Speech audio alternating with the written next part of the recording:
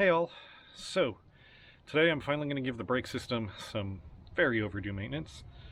In the last video I pumped out the master tanks and put fresh fluid in, and I'll show you in a minute. It's already nasty again from what's in the system. So today what I'm going to do is jack this up, pull all four wheels off, replace the 3 brake hoses so I know those are good and brand new, check all the other hard lines in the process, and then flush the entire system through with clean brake fluid.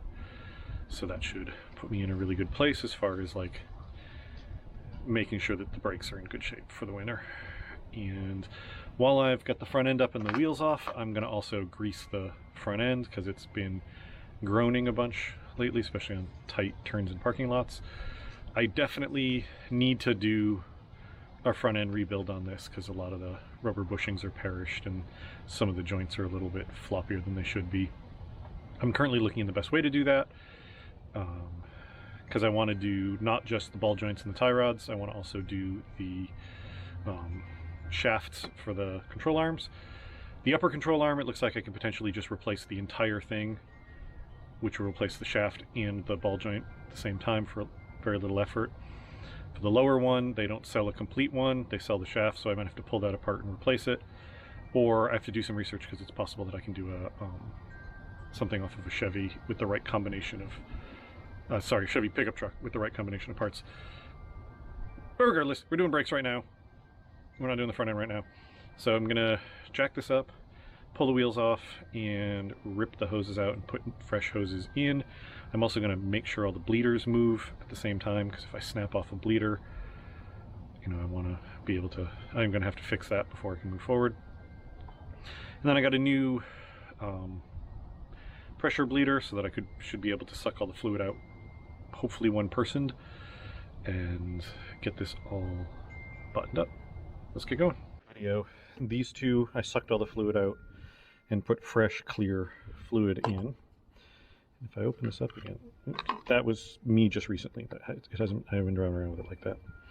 But you can see, that was clear fluid 2 days ago. So that's how much crappy crud fluid is still in the master. So, I was trying to raise the van up on my quick jack, because I thought it'd be clever. And I can't. Because this is a unibody, but with a frame as part of the unibody, the frame rail's way the hell up here. It's well below the rocker. But this rocker is not structural. If I tried to lift the van by this rocker, in addition to the bully stepping in the way, I would be very likely to crush it, because it's not designed to hold the weight of the vehicle. It's designed to be jacked up off the frame. The frame is very high up and very much in there, so there's a bunch of stuff around it, including, I can't effectively show it to you because it's blocked with the quick jack, but the exhaust pipe for the engine comes out a little bit, not quite under it, but very close to it. And then there's the mechanism for the parking brake back here. And I was hoping I can kind of snake around all of that, but it's not going to happen. The only lifting blocks I have are only this big. They sell a like platform that can raise it up, but I'm so close to that exhaust manifold in the front that I have a feeling even if I cribbed it up higher, the mechanism of the quick jack's going to hit that manifold before the cribbing will hit the frame rail. And if I shift the quick jack out enough to clear that, I fear that the cribbing's going to be so far on the edge of the quick jack that it's not going to be very stable. And I can't run them side to side like you can do on some vehicles because the exhaust system and everything hangs down so far below the frame. So unfortunately I think I'm going to have to do this the old-fashioned way with just a jack and jack stands, which is a bummer.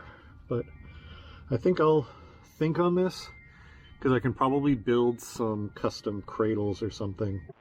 We're up in the air with the wheels off. So going through everything, this is what I was talking about. I don't know how else I can show up on camera, but these bushings are shot. They're all cracked.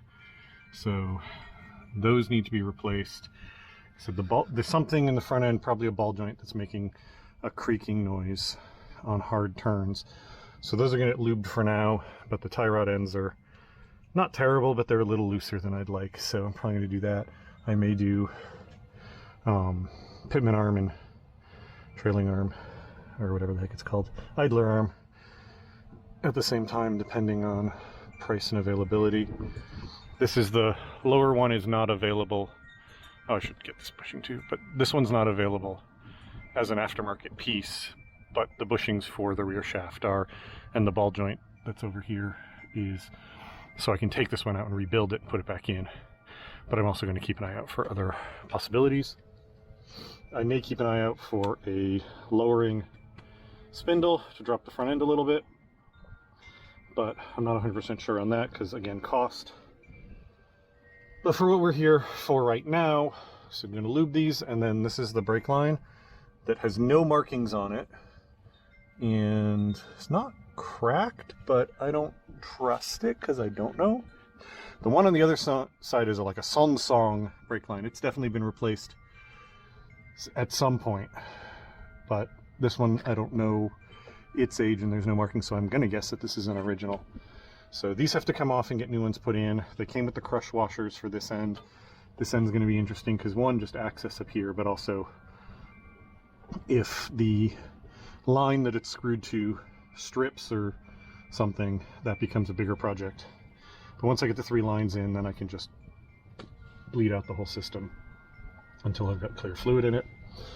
The brake pads were replaced as when I had it, when I went to inspection, because they said the pads were out of spec. So I paid them like an extra $100 to just put fresh pads on. It was a pad slap though, so these are the rotors that were already on it. The pad definitely rubs into this, a little bit of the rust over here. It occasionally has a vibration on hard braking, which I suspect is because these rotors have some grooving and could use a recutting. I may just go in with a, quick one of those little scuffy pad things to just clean up this rust and clean up the surface. That may help with the vibration a little bit. But nothing is dire under here. It's just, like I said, it needs maintenance. She's an old girl, and even though she's just crossed 100,000 miles, it's been 26 years of, New England weather, so stuff in here definitely needs a little attention.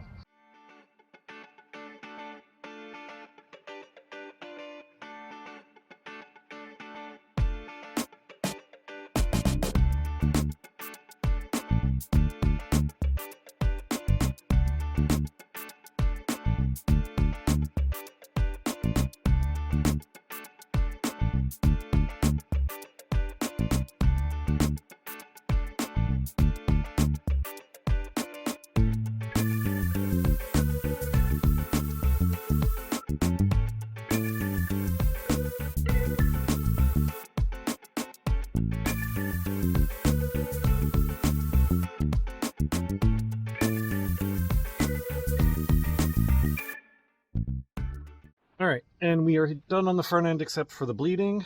The hoses are in, all the joints are lubed.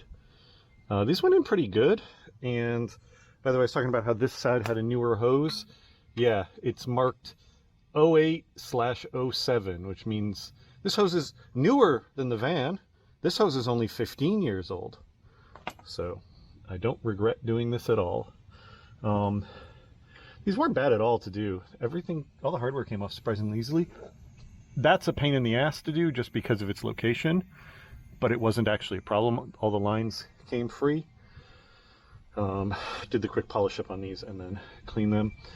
Filled all the joints. The pitman arm on the other side attached to the steering box, when I filled it with grease, appeared to push out slightly, so I suspect that's my really loose, clunky joint. So that's going to definitely have to, that and the oiler arm here are definitely going to have to get replaced when I do the front end stuff. But we'll see once I put the grease in whether it improves things, because it may just have been some of these joints were dry was why it was making such noise. But there's definitely some slop in there that needs to get addressed at some point. But brake lines have been changed, new crush washers have been put in and everything, so those should be all set. The rears, the rear one I'm going to do, but I'm not going to film it because I'm up under there, you can't see anything anyway.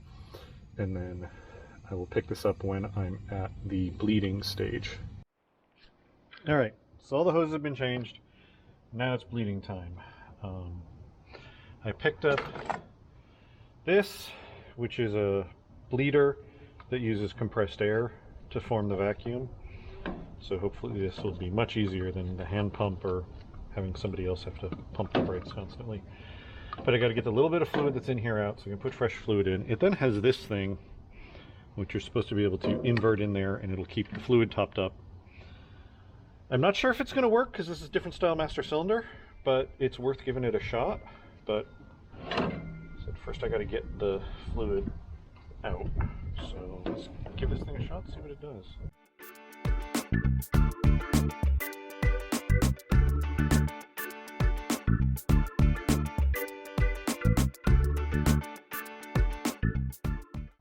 That works pretty good. A little slow, but I'm okay with that because it's also nice and clean. Everything contained. It does not want to lay flat. Go straight up and down. Here we go. All right. Including both of these just straightforward at first.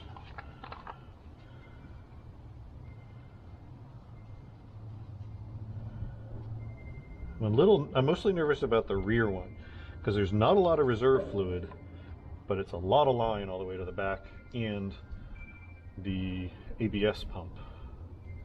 So I'm actually a little nervous I might not have enough brake fluid right now.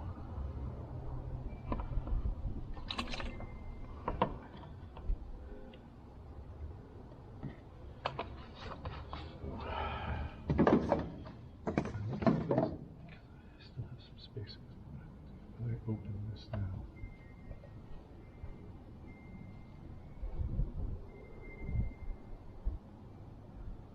Oh, it's kind of normalized. Okay, interesting. Not quite sure how that works, but we're going to put it in this one for now, and I'm going to go bleed the rear brakes. I've already cracked all the bleeders and like worked them back and forth a few times to make sure that they're opening properly before I started all of this. So yeah, we're going to go hit the furthest one from the master first, bleed that, and then work our way back forward and see what we get.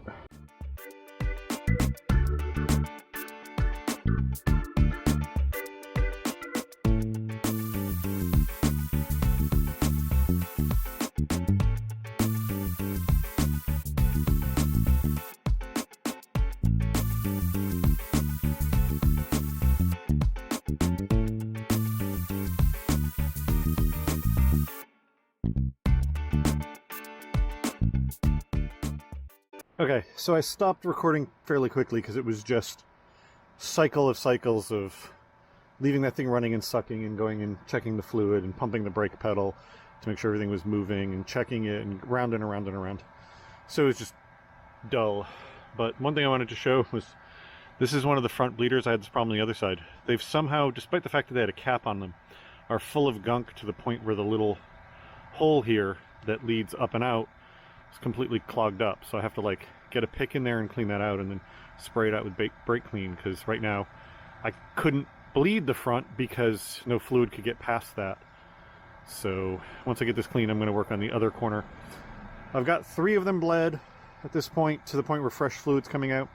I'm getting air bubbles of varying size, but at this point it's been going on long enough that I'm not sure if it's air in the lines or if it's that it's being pulled in around to the bleeder, because what can happen is this is unscrewed, air can sometimes come down these threads and in, or if you don't have a perfect seal up for the hose on this, air can get in. So what I'm going to do is bleed the last corner until I get clean fluid, and then wait till my partner gets home, and we're going to bleed these the old-fashioned way so that I can make sure that they're nice and solid. But at this point, at least I've gotten the fluid cycled through, so they don't have to sit there pumping the brakes until we get all the fluid pushed all the way to the end. So yeah, I'm gonna get this dealt with and I'm gonna be back at it. So I'm trying to do this corner and I'm having some trouble because it's just seems to be pulling air, but to a degree that makes no sense. I've gone in and I've cleaned this out and everything to make sure multiple times, but it feels like it has to be pulling air past the seal or past the threads and up in, just because it's been pulling air for so long with just a tiny bit of fluid, that I should have pulled all the air out of the system by now, but It's really weird and I can't quite figure it out. But I was about to empty the container, so I wanted to show you. That's the color of the brake fluid that's coming out. Brake fluid's supposed to be clear, and instead I've got this dark brownish black stuff. And this is thinned down because all the wheels, I ran it through until I was getting nothing but clear brake fluid through. So this has been thinned down and it's still this color. So this is what disgusting old brake fluid looks like, and this is why you need to bleed your brakes on a regular basis, because this doesn't work properly, and this is, some of this may even be rust and corrosion from inside the system, but yeah, this is disgusting. All right, new day, because by the time I got brake fluid, it was dark and cold out, so I skipped it today. My partner came out bright and early this morning, and we did a round of bleeding where they stomped on the pedal and I opened the bleeders. The fronts were great, no new stuff came out of there. The rears, I got bubbles out of both of them, and then that stopped, and it seems like I've got a good pedal now. I'm not 100% sure. It feels like it might go down a little further than it should, but it's enough that I can go take it for a drive and see if it needs more. Everything has been hosed off with brake clean, but before I put the wheels on, I realized there's a couple quick things I want to do. The insides of the wheel wells, I got overspray on, so I'm going to run a piece of tape up the inside of the lip here, and then I'm just going to hit this real quick with truck bed liner or black paint or something, just so that looks a little bit cleaner, and then get the wheels back on.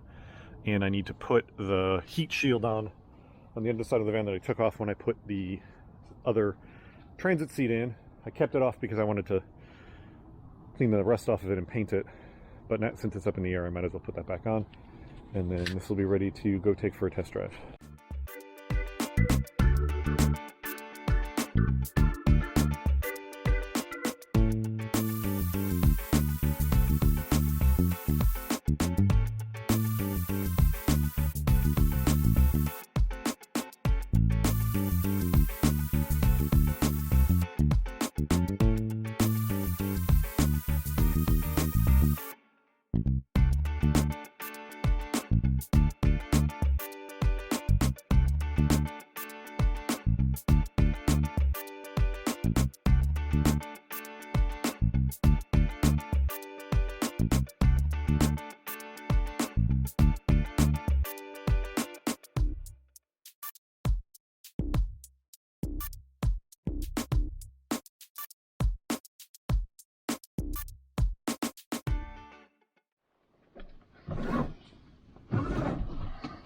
All right, time for a test drive to see if the brakes work.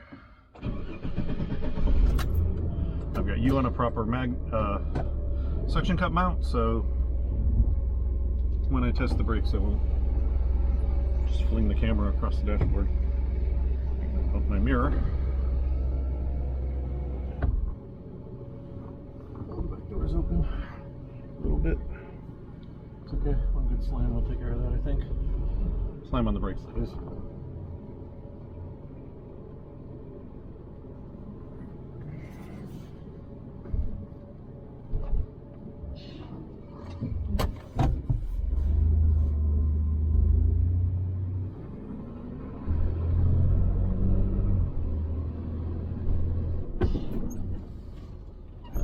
No, apparently I won't shut the door.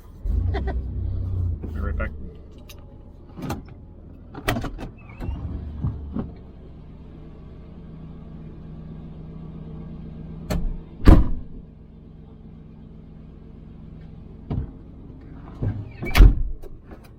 I forget those doors have the little latchy things that keep them locked open. Let's try this again.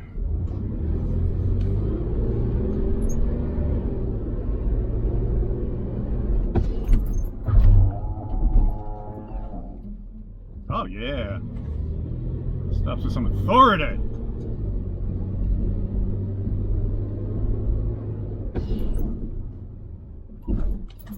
Whew. Good. Like, the brakes weren't bad before. I want to be very clear. I didn't do this work because I had bad brakes, but like they seemed fine, but they seem so much better now. They're way firmer. They're way more authoritative. It's the best way I can think to do it. Like, you can feel it doing something. It unfortunately means they're a bit more touchy than I'm used to. I think possibly some of those lines that I replaced were swelling a little bit, and possibly the fluid, because it was so contaminated, wasn't quite doing its job right, and may have had a little bit of compressive ability or a little bit of air in it or something. So the brakes, like I said, seemed fine, but they definitely react faster now and more thoroughly. So they almost feel over boosted now. So that's going to take a little bit of getting used to. But oh no, I have better brakes. Like, oh, that's not a problem. I will totally figure that one out. I mean, I still have worse brakes than most new things on the road because they're 25-year-old brakes of a 1970, late 70s design. But yeah, no, that is a project that has been successful. So we'll call that at the end of the video. Thank you all very much for watching. I appreciate it. Have a good night.